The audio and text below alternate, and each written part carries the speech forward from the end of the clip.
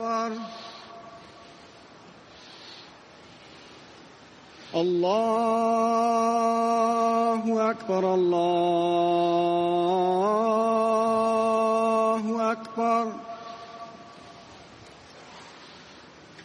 أشهد أن لا إله إلا الله.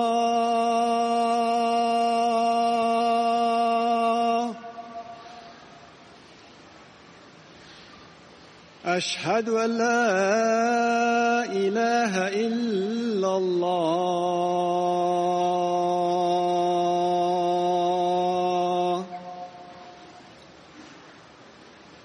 أشهد أن محمد رسول الله.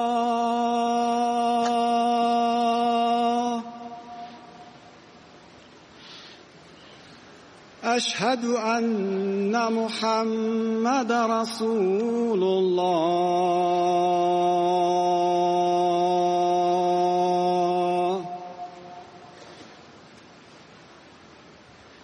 حي على الصلاة.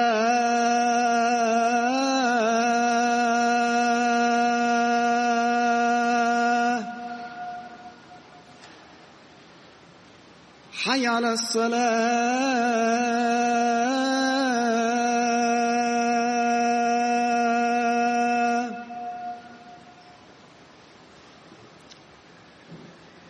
حي على الفلاح.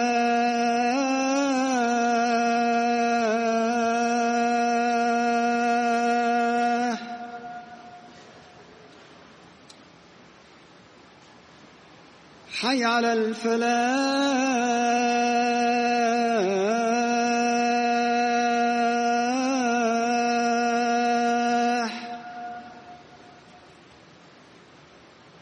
الله أكبر. الله أكبر. لا إله إلا الله.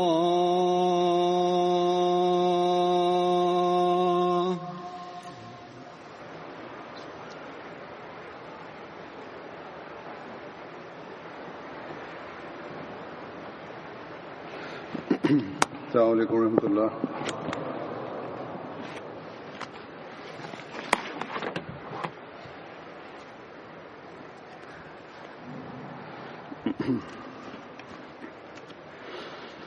أشهد أن لا إله إلا الله وحده لا شريك له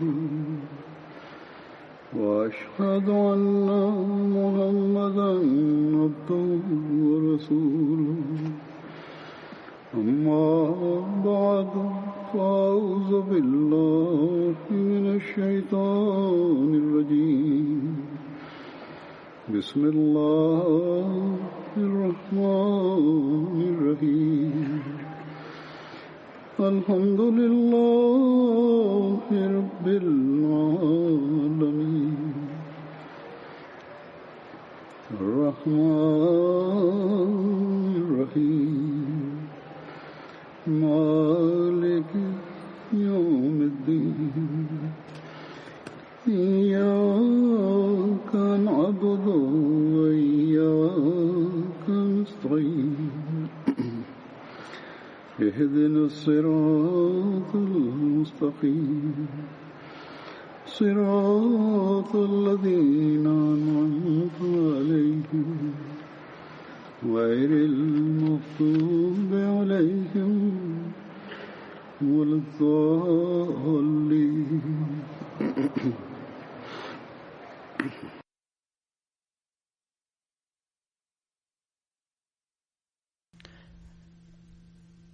هل يصل صوتي إلى آخر القاعة؟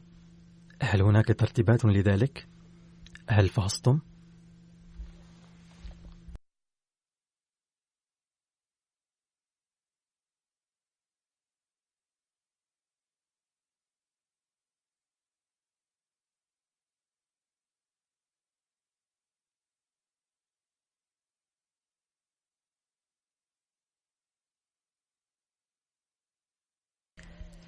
إن هذه الجلسة السنوية أيضا من أفضال الله ومننه العظيمة لكي نسعى فيها لرقينا الروحاني والخلقي والعملي، ولكي نسعى للتقدم في مجال قرب الله وتقواه.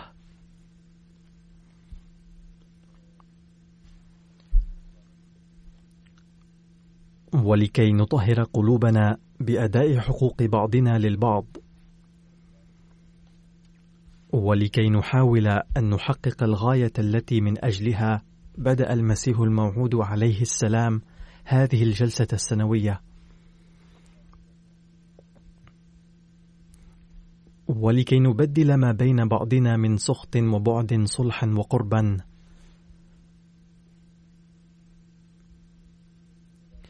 إن كل هذه الأمور قد جعلها المسيح الموعود عليه السلام من أهداف هذه الجلسة.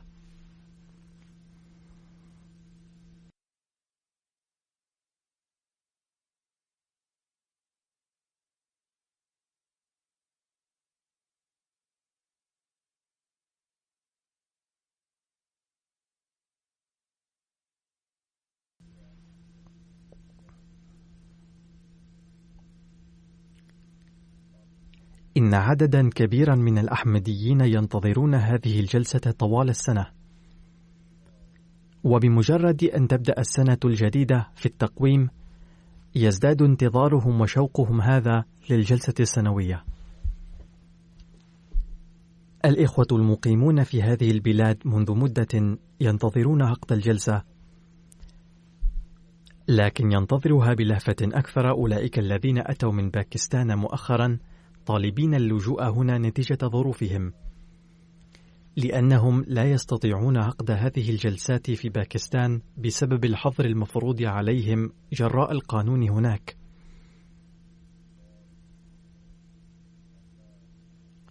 ومنذ فترة طويلة لا علم لهم بماهية الجلسة السنوية، ومثل هؤلاء قد ازداد عددهم من المئات إلى الآلاف، ولا يزال في ازدياد، كما يزداد باستمرار عدد الذين يحضرون من البلاد الأخرى إلى ألمانيا من أجل هذه الجلسة السنوية فقط، حيث يأتي الإخوة إلى ألمانيا لهذا الغرض بعدد لا بأس به.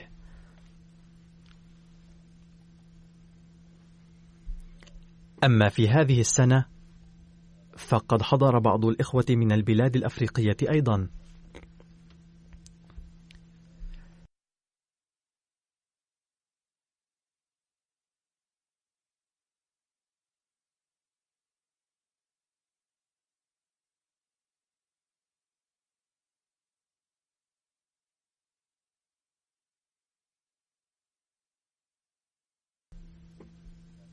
ينتظر الإخوة هذه الجلسة بكل شوق ووله، ويجب أن ينتظروها لكي يسعوا لتحقيق الغاية من عقدها. ومن لا يحمل هذا التفكير ولا يحضر الجلسة بهذه النية فانتظاره لها عبث ولغو، ولا جدوى من حضوره إياها. فكل من يحضر الجلسة ذكرا كان أو أنثى ينبغي أن يفحص نفسه دائما ويرى ما إذا كان يسعى للفوز برضا الله تعالى أو قد حضرها بهذه النية على الأقل أم لا، وما إذا كان يسعى ليزداد تقوى ويحاول أداء حقوق الآخرين بالتحلي بالأخلاق الفاضلة، أو على الأقل قد جاء بهذه النية أم لا. وإذا كان لا يفعل ذلك فإن حضوره الجلسة عبث ولا فائدة ترجى من حضوره.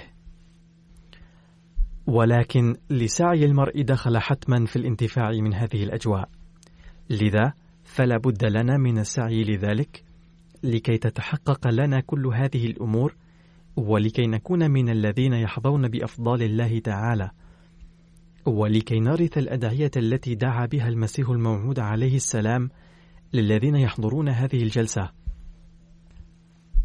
لقد تبرأ المسيح الموعود عليه السلام من الذين لا يحضرون هذه الجلسة بهذه النية ولا يسوغون أعمالهم بحسبها. لقد قال عليه السلام: إني لا أحب أبدا أن أجمع أتباعي من أجل الرياء والتباهي بين الناس فقط، كما يفعل أصحاب الزوايا المعاصرون، وإنما العلة الغائية التي ألجأتني إلى هذا الأمر هي إصلاح خلق الله.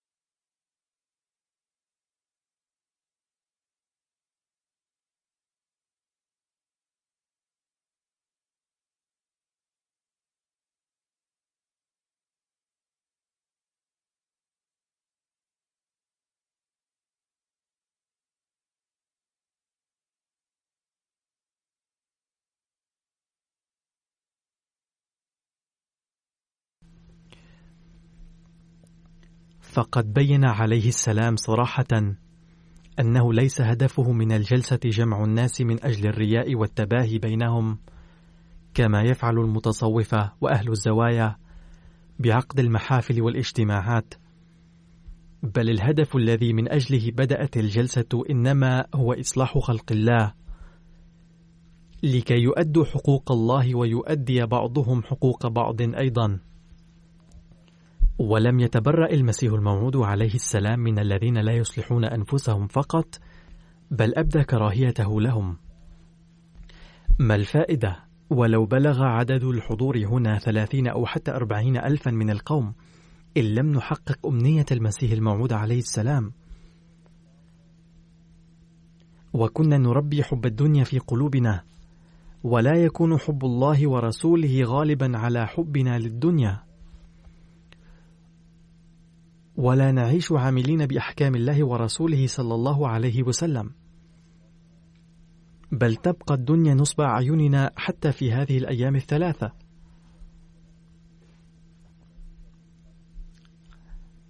فينبغي أن يفكر الجميع في هذه الأمور. لقد انتهى شهر رمضان قبل أيام، وكان شهر الإصلاح والرقي الروحاني،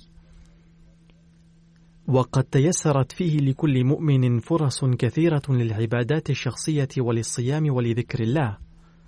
والآن قد تيسر لكم معسكر 3 أيام تتاح لكم فيه الفرص للترقي الديني والعملي، وتجدون فيه جوا ملائما للعبادات وذكر الله تعالى. هذه فرصة رائعة للاستفادة من كل هذه الأشياء معا. الجميع يركزون على العبادة معا، ويصلون النوافل ويتهجدون. لا شك أنهم سيقومون في قلوبهم بالأدعيات والذكر بألسنتهم بصفة شخصية أيضا، ولكن الجميع سيقومون بذكر الله معا.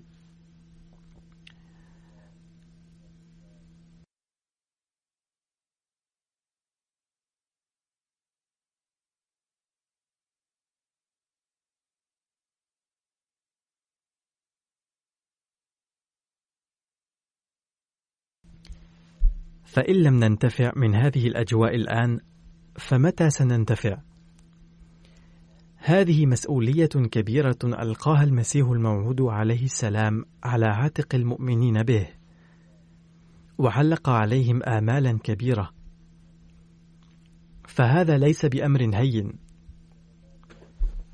لن تستفيدوا من هذا الجو حق الاستفادة إلا إذا فتر حبكم للدنيا مقابل حب الله ورسوله. إن إعطاء المرء حب الدنيا أهمية ثانوية مقابل حب الله ورسوله لأمر عظيم.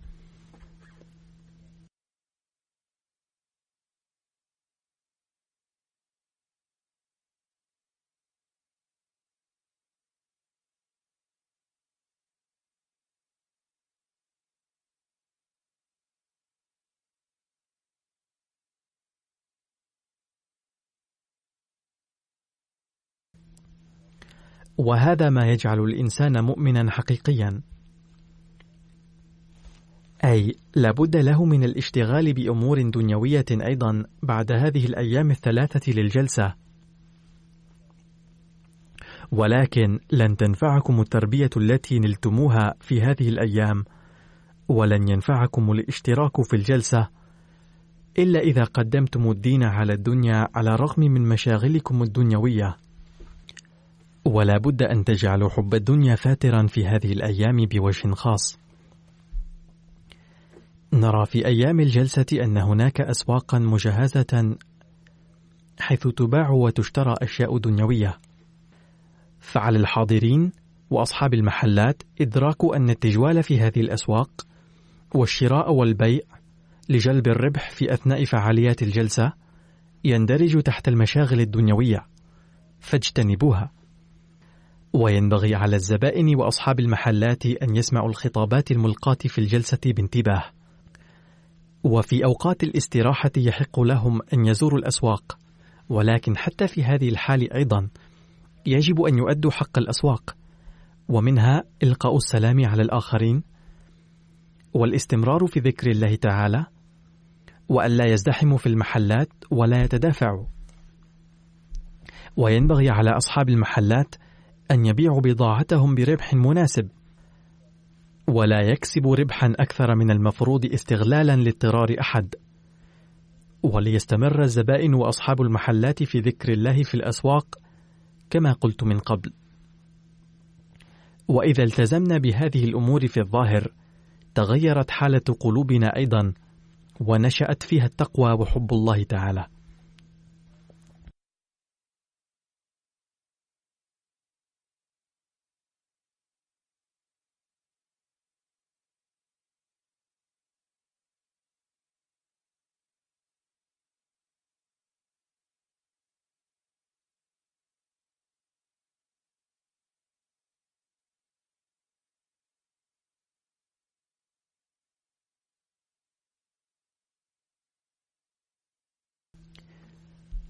يقول المسيح الموعود عليه السلام موجها إيانا إلى الحسنات وإنشاء التقوى في القلوب: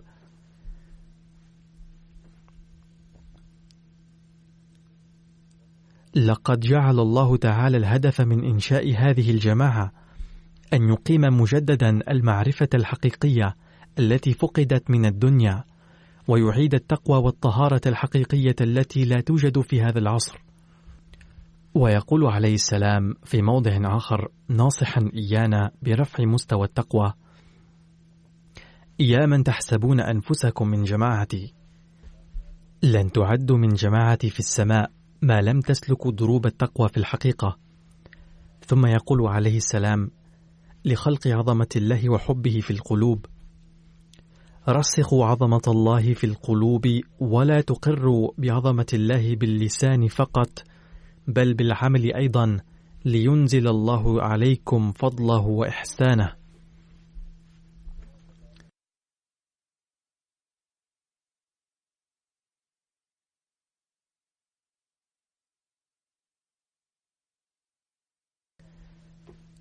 يقول حضرة الخليفة: فهذه هي العبادات التي يجب أن نضعها نصب أعيننا في كل لحظة من أجل خلق التقوى فينا. إن كسب حسنة واحدة ليس من التقوى في شيء، بل يقول المسيح الموعود عليه السلام أن كسب كافة الحسنات وأداء كافة حقوق الله وعباده هو التقوى الحقيقية. فلو فحصنا أنفسنا من هذا المنطلق سوف تتجلى أمامنا حالنا تلقائيا.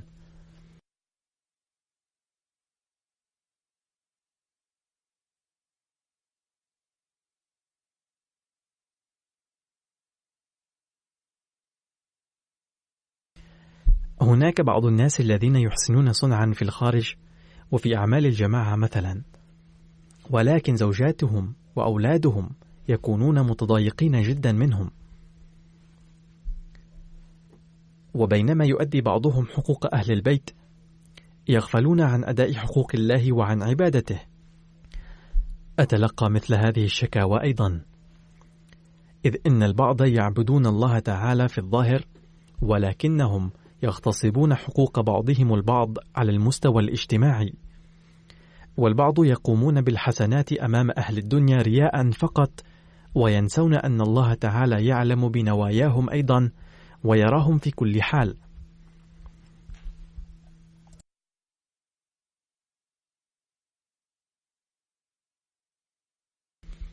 لذا قال المسيح الموعود عليه السلام أن ثمة حاجة إلى تحسين حالتكم العملية من جميع النواحي لكي تحسبوا من جماعته وتنالوا حب الله تعالى وتحظوا بأفضاله وتفوزوا برحمة الله ومنته.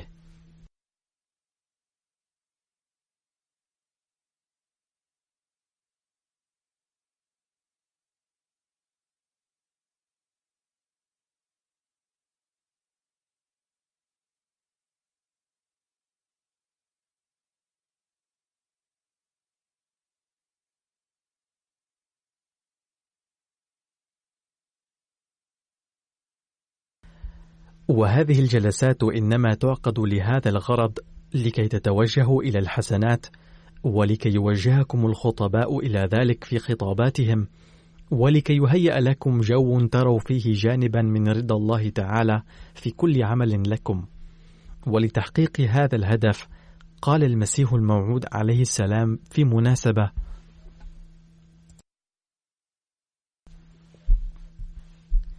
اعلموا أن عباد الله الكمل هم الذين قال عنهم: لا تلهيهم تجارة ولا بيع عن ذكر الله. عندما ينشئ القلب علاقة صادقة وحبا صادقا مع الله تعالى فلا ينفصل عنه قط. يمكن فهم هذه الكيفية من أنه إذا كان لدى أحدكم ولد مريض فحيثما يذهب ومهما كان مشغولا في عمل يبقى قلبه وانتباهه مشغولا بالولد. كذلك الذين يخلقون علاقة صادقة وحبا صادقا مع الله تعالى لا ينسون الله بحال من الأحوال.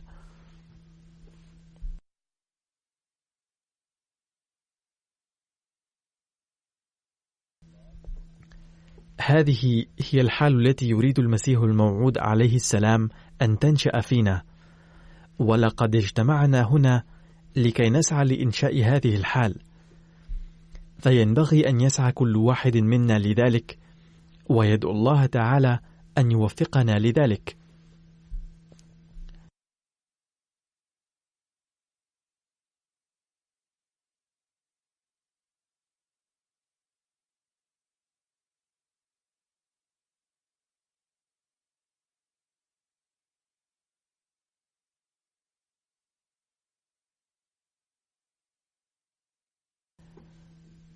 وحين ننشئ فينا هذه الحال ونسعى لذلك سيذكرنا الله تعالى كما قال: فاذكروني أذكركم.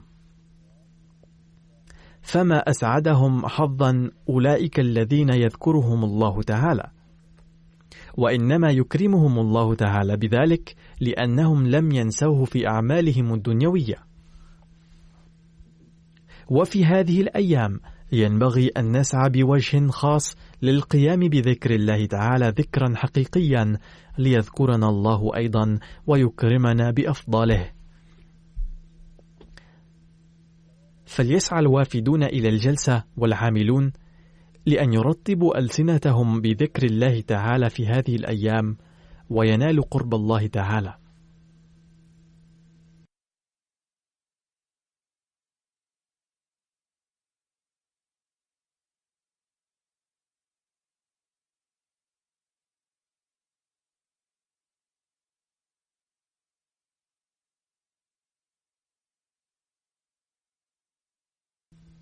أثمة شيء أعظم من أن يذكرنا الله تعالى؟ لذا ينبغي أن نسعى لذلك، لأننا من دون ذلك لن نعد من جماعة المسيح الموعود عليه السلام في السماء. وينبغي أن تبعث فينا كلمات المسيح الموعود عليه السلام هذه القلق من أننا لن نعد من جماعته ما لم نسلك دروب التقوى حقا. لقد طرد كثير منهم من قبل أقاربهم فهاجرتم إلى هنا لأنكم كنتم تواجهون معارضة أعداء الجماعة بسبب قبولكم الأحمدية، ولأن قانون بلدكم فرض القيود على حريتكم الدينية. ولكن بالرغم من ذلك كله وبالرغم من المعاناة التي يواجهها الأحمديون في باكستان وفي بعض الدول الأخرى أو واجهها بعضكم، إذا لم تحسبوا من جماعة المسيح الموعود عليه السلام بسبب تقصيراتكم العملية، ولم تعدوا من أولئك المحظوظين الذين يذكرهم الله تعالى، فهل من خسارة أكبر من ذلك؟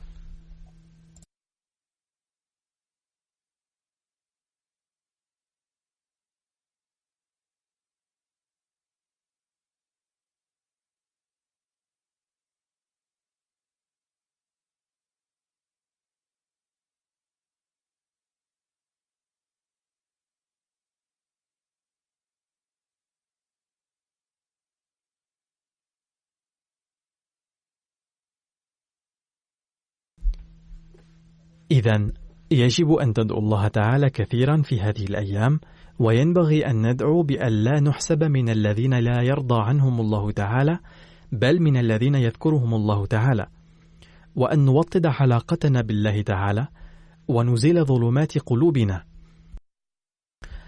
عليكم أن تذكروا الله تعالى أثناء مجريات الجلسة كما في الفواصل وفي الليل أيضا، وأن تدعوه إضافة إلى ذلك بكل عزيمة أن يا رب إننا حضرنا بحسن النية الجلسة التي بدأها مسيحك، والتي بدأت بتأييدك الخاص وعلمك، وإننا قد حضرناها لنيل رضاك ولنزداد ذكرا لك وللفوز بحبك، فمتعنا بجميع البركات التي جعلتها منوطة بهذه الجلسة، وأحدث فينا التغيرات الحسنة التي تريدها والتي من أجلها بعثت الخادم الصادق للرسول صلى الله عليه وسلم في هذا الزمن، لكي نكون من المبايعين الصادقين حقا. فحين نقضي هذه الأيام مستعينين بالله ومستغفرين ومصلين على النبي صلى الله عليه وسلم ومخلصين لله تعالى، فسوف ترتفع مستويات عباداتنا،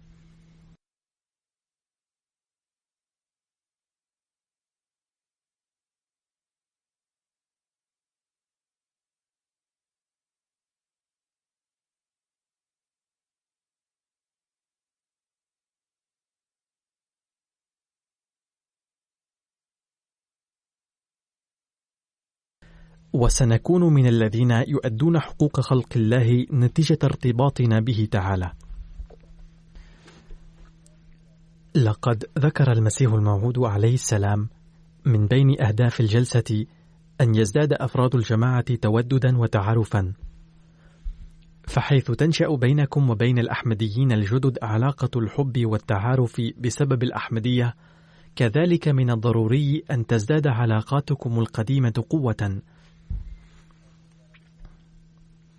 إن الله يكرم كثيرا الذي يحب أخاه لوجهه تعالى، لذا ينبغي أن تجعلوا هذه الأيام وسيلة لإزالة الخلافات، لا أن تأتوا هنا ثم لو تلاقى الذين يكنون الخلافات فيما بينهم ثاروا غضبا وازدادوا خلافا وكراهية لبعضهم البعض، وأفسدوا بذلك جو الجلسة، وأصبحوا مورد غضب الله تعالى ولعنته، بدلا من أن يصبحوا ممن يفوزون بأفضاله تعالى.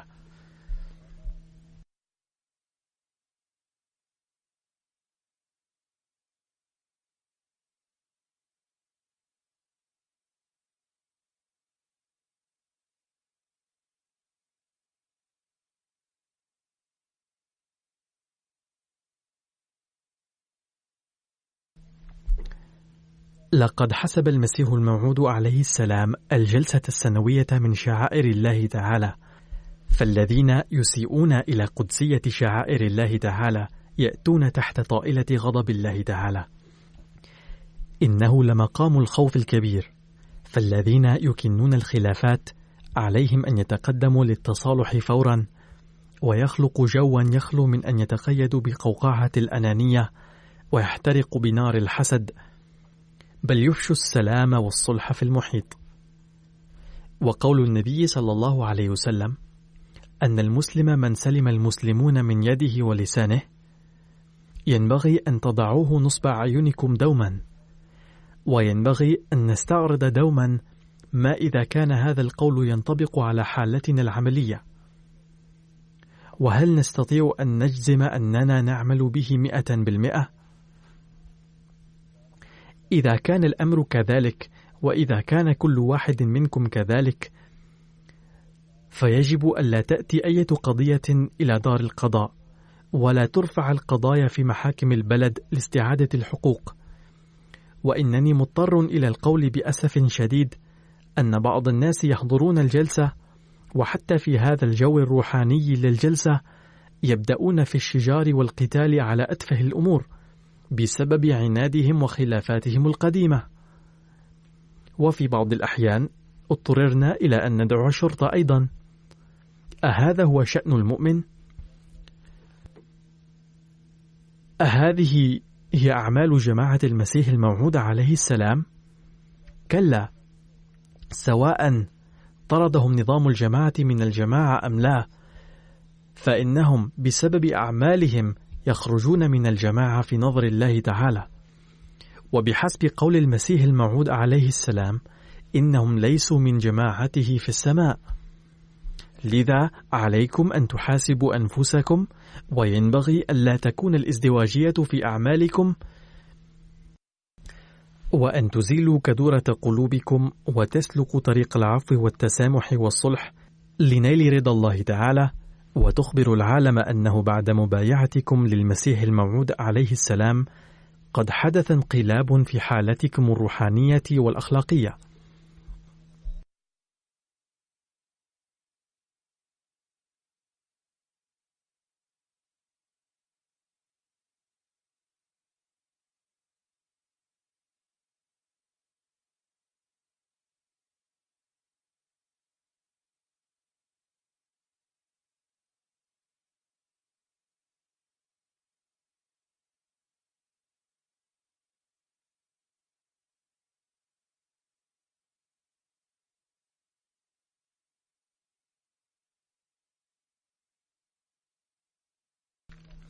كذلك يجب على المسؤولين والعاملين على ترتيبات الجلسة أن ينتبهوا بوجه خاص إلى أن يكون مستوى أخلاقكم عاليا جدا.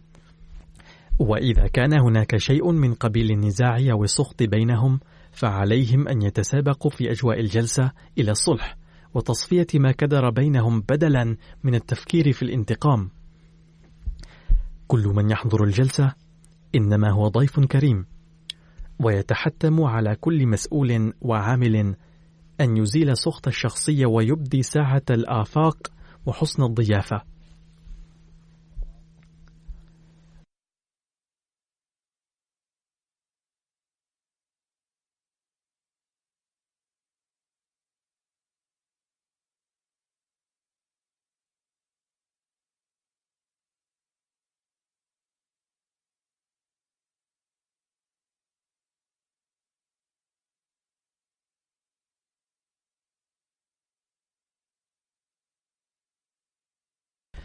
ومن واجب المسؤولين بوجه خاص أن يتحلوا بصفة التحمل والجلد، كما عليهم أن يحسبوا أنفسهم خداما.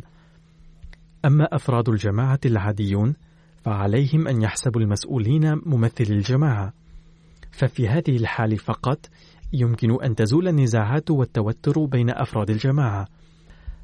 ولكنني أقول بكل أسف أن بعض المسؤولين هنا لم يؤدوا حق مناصبهم. لا أقول هذا بشأن العمل في ترتيبات الجلسة، بل هناك من حسبوا المنصب في الجماعة كمناصب دنيوية بدلا من أن يحسبوها فضلا من الله، ولهذا السبب اضطررت إلى عزل بعضهم من مناصبهم. فإذا كان مثل هؤلاء الناس موجودين في هذه الجلسة فعليهم أن يكثروا من عبادة الله وذكره، ويزدادوا تواضعا وخضوعا أمام الله تعالى سالكين دروب التواضع، ولا يكن في قلوبهم فتورا تجاه نظام الجماعة. إذا كان القرار المأخوذ بشأنهم غير صائب فالله تعالى يعلم كل شيء، وهو أعلم بالغيب أيضا. وإذا خضع الإنسان أمامه بالتواضع فهو يقبل أدعيته ويخرجه من المشاكل.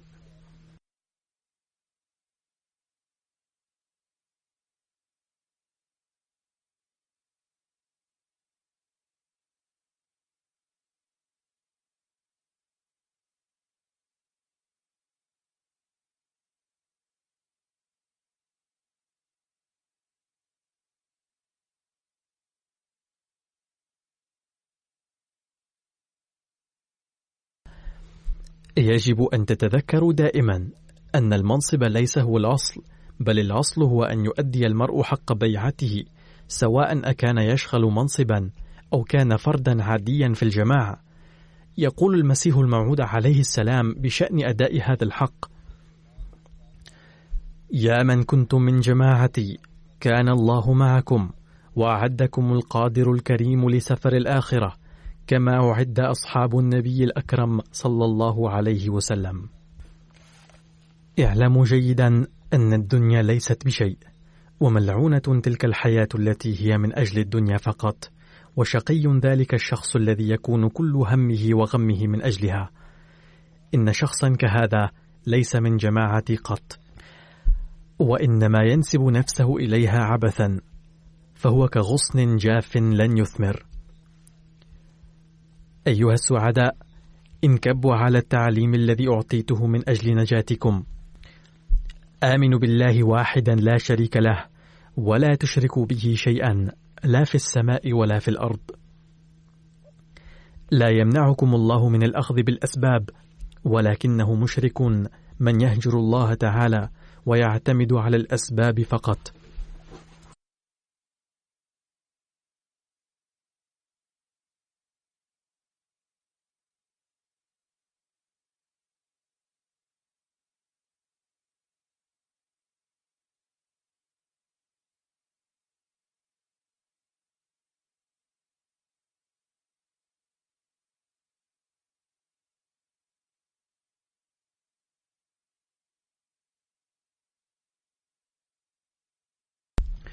وشقي ذلك الشخص الذي يكون كل همه وغمه من أجلها.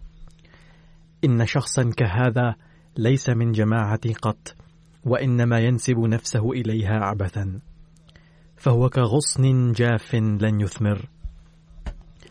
أيها السعداء، انكبوا على التعليم الذي أعطيته من أجل نجاتكم. آمنوا بالله واحدا لا شريك له، ولا تشركوا به شيئا، لا في السماء ولا في الأرض. لا يمنعكم الله من الأخذ بالأسباب، ولكنه مشرك من يهجر الله تعالى ويعتمد على الأسباب فقط. لقد قال الله تعالى منذ القدم أن لا نجاة دون صفاء القلب، فكونوا أصفياء القلوب وتخلوا عن الضغائن والغضب. في نفس الإنسان الأمارة أنواع عدة من النجاسة، وأسوأها نجاسة الكبر. لولا الكبر لما بقي أحد كافرا، فكونوا متواضعين وواسوا بني البشر بشكل عام. إنكم تعظونهم للفوز بالجنة، ولكن كيف تكون موعظتكم في محلها ما لم تكونوا لهم من الناصحين في هذه الدنيا الفانية؟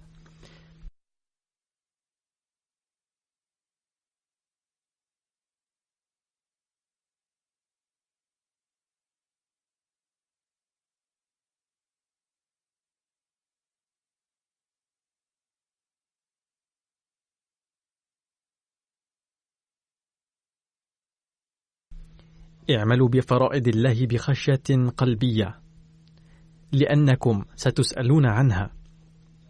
أكثروا من الدعاء في الصلوات ليجذبكم الله إليه ويطهر قلوبكم، لأن الإنسان ضعيف، ولا يمكن أن يتخلص من أي سيئة إلا بقوة من الله تعالى. وما لم ينل الإنسان قوة من الله فلا يقدر على التخلص من السيئة. ليس المراد من الإسلام أن يقال عن أحد أنه ينطق بكلمة الشهادة عادة فقط، بل حقيقة الإسلام أن تخر أرواحكم على عتبة الله تعالى، وأن تقدموه وأوامره على دنياكم في كل أمر. انتهى الاقتباس.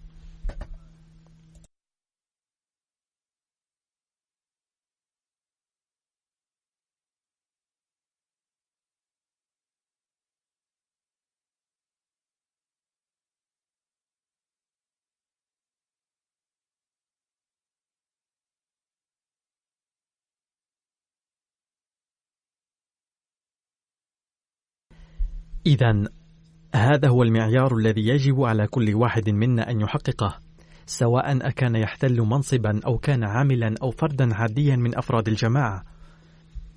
لقد أطلق المسيح الموعود عليه السلام كلمة السعداء علينا جميعا نحن الذين بايعناه وانضممنا إلى جماعته بفضل الله تعالى.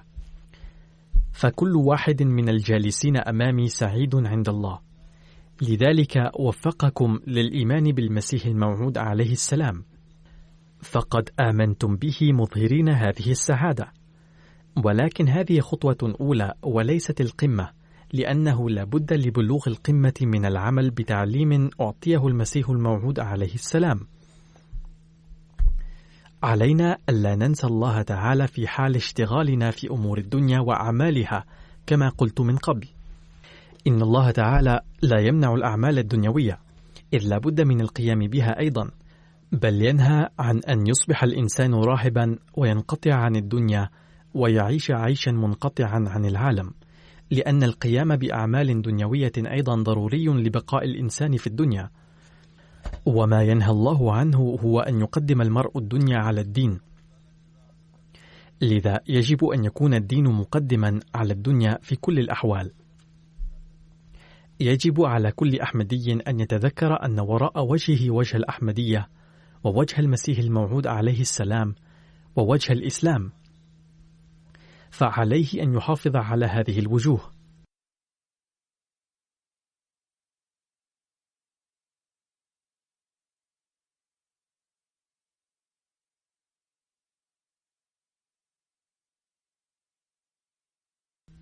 والذين وفقهم الله تعالى لخدمة الدين وأعطاهم فرصة للخدمة، عليهم أن يؤدوا هذه المسؤولية على خير ما يرام، ويجب أن يجعلوا قول المسيح الموعود عليه السلام نصب أعينهم دائما، حيث يقول: عليكم ألا تسيئوا إلى سمعتي بعد بيعتي. فلا يظنن أحد أن هذا الأمر موجه إلى المسؤولين فقط والآخرون مستثنون منه، بل على كل فرد من أفراد الجماعة أن يضع هذا الأمر في باله دائما.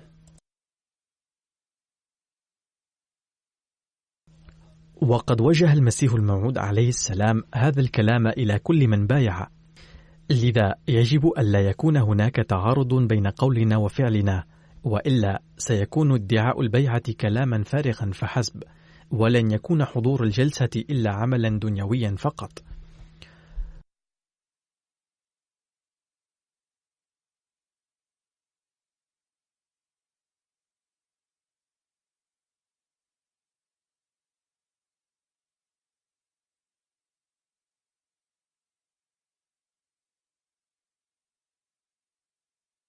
أقدم لكم الآن دعاء للمسيح الموعود عليه السلام، الذي يتبين منه مدى الألم الذي كان يكنه للمؤمنين به. فيقول عليه السلام: أدعو الله تعالى وسأواظب عليه إلى أنفاسي الأخيرة أن يطهر قلوب أبناء جماعتي، ويمد إليهم يد رحمته ويصرف قلوبهم إليه، وينزع منهم كل أنواع الشر والحقد، ويهب لهم الحب المتبادل الصادق. وإنني على يقين أن دعائي هذا سيستجاب يوما بإذن الله، وأن الله لن يضيع أدعيتي. انتهى الاقتباس.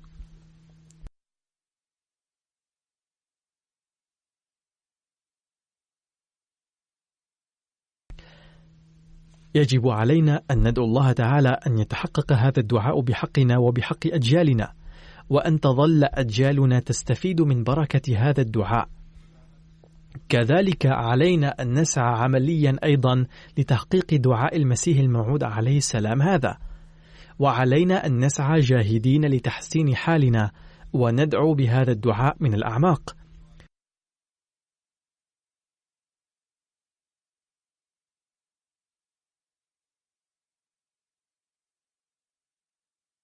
وفقنا الله تعالى لذلك.